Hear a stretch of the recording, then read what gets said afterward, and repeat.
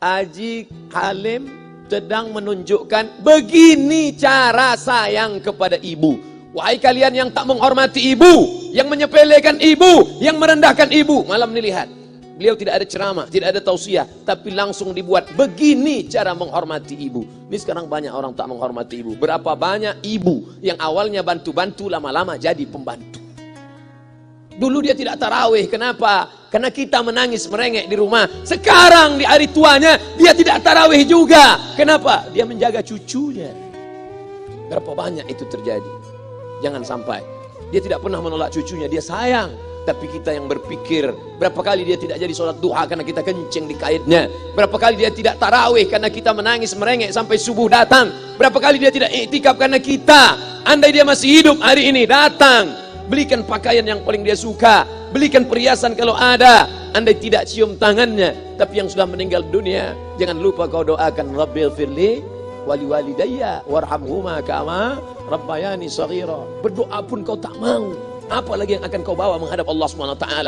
Meregang nyawa dia melahirkan engkau. 9 bulan 10 hari kau menumpang di perutnya. 2 tahun kau menyusu, melahirkan, menetes darahnya dalam badanmu. Andai kau gendong dia dari Palembang, jangan sebut Palembang lah Pak Ustaz, dari Pekanbaru Riau, kau gendong dia sampai ke Makkah, kembali lagi, belum tentu dapat menebus satu teriakannya saat melahirkanmu. Lalu apa yang bisa kau lakukan? Datang seorang ibu pergi ke tempat servis HP. Nak, tolong anak lihatkan HP saya rusak kayaknya. Dia periksa, ini nggak rusak bu. Terus, memang anak ibu nggak nelpon. Kenapa kau tidak telepon? Datang dia ke rumah anaknya. Nah, ibu nggak ada uang mau buka puasa, bisa minjam 100.000? Apa kata si anak? Sebentar ya ma, aku tanya istriku dulu. Ini Ustaz dapat dari mana? Ada yang kirim WA bro. Jadikan ibumu seperti raja, maka rezekimu akan diberikan Allah seperti rezeki raja-raja. Bukan hadis, dapat dari grup WA. Ini ibu minta terus sholat tarawih, tapi sang anak sudah tidak bisa. Aku mau hentikan saja sholat tarawih ini, karena mau buat tenda ini tidak bisa. Tiangnya bambu, sudah bocor. Kita stop saja sholat tarawih bersama ini. Apa kata si ibu? Buatlah sholat tarawih terus, nanti Allah akan berikan engkau gedung yang besar. Dengan gedung besar itu kau akan tetap sholat tarawih. Mana gedung besar itu? Inilah dia gedung besar. Langsung dikabulkan Allah Subhanahu wa taala. Karena setelah Allah langsung orang tua. Wa qadara rabbuka alla ta'budu illa iyyah. Allah sudah wajibkan engkau menyembah Allah. Setelah Allah, wa bil walidaini ihsana. Kedua orang tua. Jangan kau lawan ibumu. Kayak anak-anakku, jangan kau lawan ibumu. Karena kau lawan ibumu, kau tak pernah mencium kebahagiaan. Walaupun hartamu banyak, kau akan berenang dalam air mata penderitaan sampai kematian datang. Ada pezina hidup di dunia senang, ada pecandu narkoba hidup di dunia senang, tapi orang yang durhaka tetap dapat dosanya dibalas Allah di akhirat. Di dunia juga dapat. Ustaz, kalau di akhirat dapat, di dunia dapat, untuk apa lagi di dunia? Yang di dunia itu DP-nya. Nanti di akhirat akan kau dapatkan cashnya. Oleh sebab itu jangan main-main dengan ibu. Datang seorang laki-laki, ya Rasulullah, izinkan aku mati syahid. Karena orang yang mati syahid itu tidak akan merasakan sakratul maut illa kal qars, seperti cubitan pada tangan. Izinkan aku mati syahid, karena kalau aku mati syahid tidak akan ada azab kubur. Izinkan aku mati syahid, karena kalau aku mati syahid tidak akan ada hisab, langsung masuk surga. Nabi bertanya, alaka min ummin, ibumu masih hidup? Ibumu ada di rumah? Ya. Ilzam rijlaiha fathammal jannah, urus tapak kakinya, akan kau dapati surga di sana. Tak perlu kau mati syahid, tapak kakinya kau urus, kau dapati surga di sana. Kalau tapak kakinya kau urus dapat surga, apalagi kau urus kepalanya, apalagi kau urus badannya. Pulang dari sini, urus ibumu, mandikan dia, belikan pakaian yang baik, cari makanan kesukaannya. Kalau dia sudah meninggal, maka kau datang ke sana, langsung dapat tisu. Bapak Ibu yang dimuliakan Allah Subhanahu wa taala. Ini Ustadz suaranya menggelegar, nih marah apa? Enggak, saya tak marah. Terus dikasih aja Alim buka nasi kuning tadi, makanya suara menggelegar. Dimasukkan Pak Kapolda daging sama ayam 3. Masya Allah, ini kari Palembang nih Pak Ustadz. Mantap, menggelegar suara kita di rumah. Bapak Ibu yang dimuliakan Allah Subhanahu wa taala, Datang seorang laki-laki, kata Nabi SAW, nanti akan ada laki-laki yang datang kemari, minta doanya, doanya kabul. Sahabat heran, kami yang hidup sama Nabi, kami yang perang sama Nabi, kami yang jihad sama Nabi, kenapa mesti minta doa dia? Dia tidak pernah ketemu Nabi. Pokoknya nanti kalau dia datang, minta doa sama dia. Setelah Nabi SAW meninggal, barulah dia datang. Orang itu bernama Uwais Al-Qarni. Kenapa doanya makbul? Dia merawat ibunya. Kalau ibumu kau rawat, doamu dikabulkan Allah Subhanahu wa taala. Apa yang kita lihat malam ini adalah buah bakti kepada seorang ibu.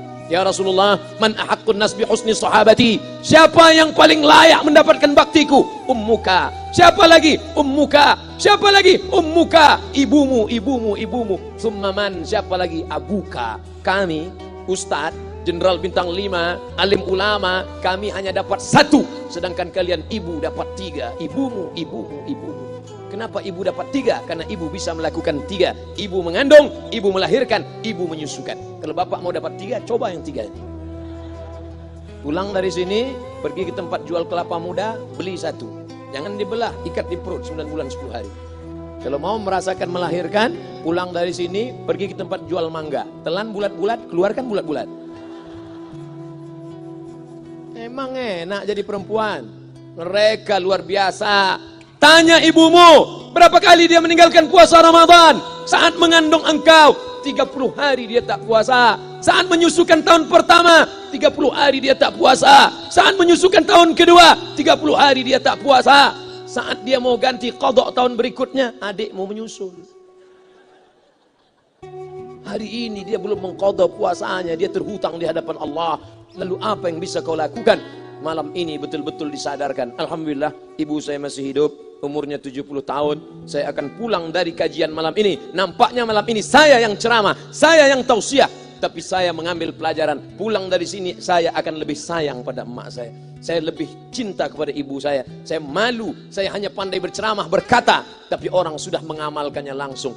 Haji Alim membelikan gelang ibunya 2 kali sampai 4 kali setahun. Gelang cincin sudah dibelikan 2 bulan, hilang. Kemana? Ada orang susah tadi aku kasih. Ternyata itu yang membuat rezeki melimpah ruah. Maka rezeki buah yang sudah matang harus kita joloknya dengan apa? Dengan berbakti kepada ibu. Bapak ibu yang dimuliakan Allah, saudara-saudaraku yang dimuliakan Allah Subhanahu wa taala. Ibu ini luar biasa. Sampai ibu, Ustaz jangan nunjuk pakai tangan kiri lah. Oke, pakai kanan. Ibu, andai ngomong ibu salah, tetap dikabulkan Allah Subhanahu wa taala. Ada seorang ibu memanggil anaknya, "Ya Juraij, wahai Juraij." Anaknya sedang beribadah. Ibadah pada Allah atau nyambut ucapan ibu? Allah lebih mulia, dia diam. "Ya Juraij." Dia tetap diam. "Ya Juraij." Dia tetap diam. Dia tidak jawab seruan ibunya. Sampai akhirnya ibunya berkata, apa kata ibunya? "Allahumma la tumithu hatta turihi wujuhal mumisat." Jangan matikan Juraij sebelum matanya melihat wanita, maaf, tunasusila. Jangan matikan Juraij sebelum matanya melihat wanita tunasusila, WTS PSK, orang nakal, orang jahat. Tidak mungkin ahli ibadah matanya melihat orang jahat, tapi takdir berkata lain. Tak lama setelah ucapan sang ibu, ada seorang WTS PSK hamil, tidak diketahui suaminya, ditangkap, ditanya, "Siapa yang menghamilimu?" Apa kata si perempuan? "Yang menghamiliku adalah Juraij." Sampai Juraij ketika difitnah, perempuan wanita susila itu ditanya, "Siapa yang menghamilimu?" Ternyata dia berkata, "Juraij." Akhirnya mereka menangkap Juraij. "Juraij, ternyata engkau selama ini pura-pura saja menjadi pelaku ibadah. Engkau ternyata sudah menghamili perempuan ini." Mereka menghancurkan tempat ibadah Juraij. Tapi kemudian Juraij sabar. Dia katakan, "Nanti tunggu anak itu lahir, kalian baru tahu." Setelah tak lama anak itu pun lahir dan mereka bertanya kepada anak kecil yang belum bisa bicara, "Ya gulam, wahai anak kecil, man abuka? Who is your father?" Siapa bapakmu? "Hai anak kecil, siapa bapakmu?" Juraij menusuk pusar anak itu dengan telunjuknya. Dia mau tunjukkan kepada orang ramai bahwa dia tidak salah, dia tidak pezina, dia tidak melakukan perbuatan dosa. "Ya gulam, hai anak kecil, man abuka? Siapa bapakmu?" Apa kata anak kecil itu? "Cowboy." Ko sapi, boy penjaga sapi. pengembala sapi, bapakku pengembala sapi. Barulah orang Yahudi tahu ternyata ra'il ghanam, yang menghamili PSK perempuan jahat tadi adalah penggembala sapi. Lalu kenapa fitnah itu terjadi? Allah mengabulkan doa si ibu sebelum Juraij mati. Matanya pernah melihat wanita tuna susila. Oleh sebab itu ibu jangan sampai kalau marah sama anak memanggil anak dengan kata-kata yang tak baik. Setan, hantu. Kalaupun marah panggil dia, calon wali kota. Sini sebentar.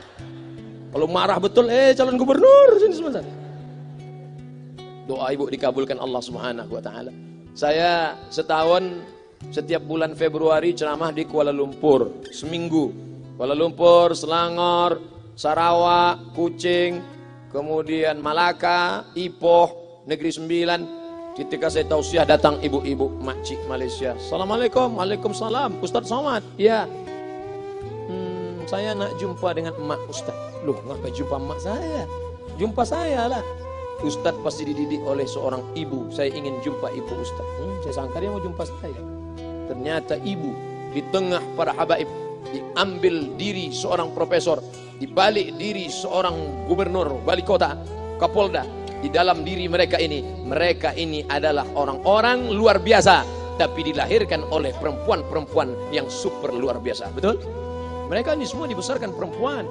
Makanya ada ungkapan al-jannatu tahta aqdamil ummahat, surga di bawah telapak kaki ibu. Tapi ada yang mengatakan itu dulu Pak Ustaz, sekarang sudah berubah, surga di bawah telapak kaki babysitter. Karena banyak yang menitipkan anaknya kepada penitipan anak. Jangan Bu, walaupun kau wanita karir, tidak seberapa itu, tidak dapat kau tebus kehilangan masa-masa manja mereka dengan pendidikan. Ini banyak ibu-ibu sekarang sudah tidak lagi mengurus anaknya. Padahal 6 tahun pertama, the golden age, usia emas, ibu harus ikat hubungan emosional dengan anak. 2 tahun pertama, susukan. 2 tahun kedua, lompat-lompat, lari-lari, lucu-lucu. 2 tahun ketiga, mulai menghafal surat-surat pendek. Umur 7 tahun, baru dia sholat. Begitu. Sekarang banyak. 2 tahun pertama, dia titipkan ke Al-Baqarah, sapi betina. 2 tahun kedua, dia titipkan ke PAUD dan BUUD. 2 tahun ketiga, dia titipkan ke TK. Akhirnya anak putus kontak. Setelah anak remaja, baru ibunya nanya, Ustadz, kenapa anak saya lebih mau curhat sama pacarnya daripada sama saya? Karena anak sudah lost contact, putus hubungan dengan ibu. Itulah yang dulu dikejar dengan wanita karir. Pergi pagi, pulang petang, peras keringat, banting tulang, tunggang langgang, lintang pukang. Tak dapat kau tebus dengan apapun. Oleh sebab itu, kalau kau sayang kepada mereka, besarkan mereka. Nanti setelah dia SMP, kau tetap bisa berkarir, tetap bisa apapun. Tapi usia emas ini tetap jaga mereka. Di balik anak-anak yang luar biasa, ada ibu yang luar biasa. Di mana letak ibu luar biasa itu? Inilah dia, ibu-ibu.